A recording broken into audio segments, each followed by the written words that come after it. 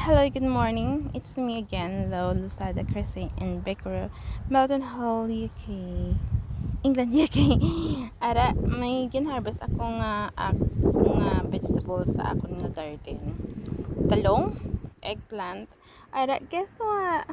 First time ko nakita nga may nga mo ni nga nga tarong nga puti nga daw itlog ana nga shape. And then this one, look at that. It seemed like a heart eggplant. And then this one, green eggplant. And then it gonna be over malut na gulang na siya siguro. Ara, orange, white, green, orange, purple, and then stripy white color. And this one I like that one, the white egg. That's why eggplant, they call the eggplant, see, because eggplant. And then the other one, that's the purple. I sent them purple before, but this white one I haven't seen. This is first time I see it. And then the green eggplant, egg green nga talong, kag puti nga tarong, kag ara. Tapos may ara man ko na nga daw stripe nga malabog-labog, pero wala pa tanan na bunga. Amo lang ni ako na harvest tulad. Kay butang ko sa malaga ako kanang karne.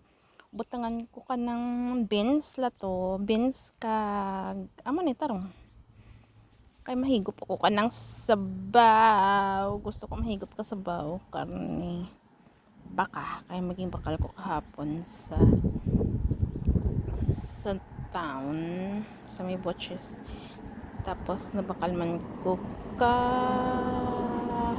isda. Bakal ko isda kahapon. Tiging freezer ko anay. Pero maging bakal ko nga nga daw sardines.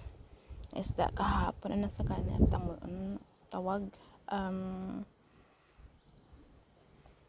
Kaya mo na ang pinakabarato ko ng isda sa mga kinabakal na. Wala ta na barato.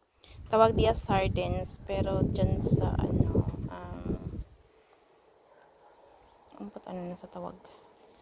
Ano ang brato ng isda? Lipat ko?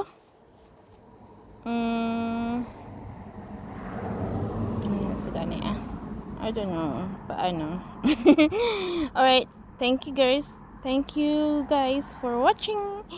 And God bless us all. Bye.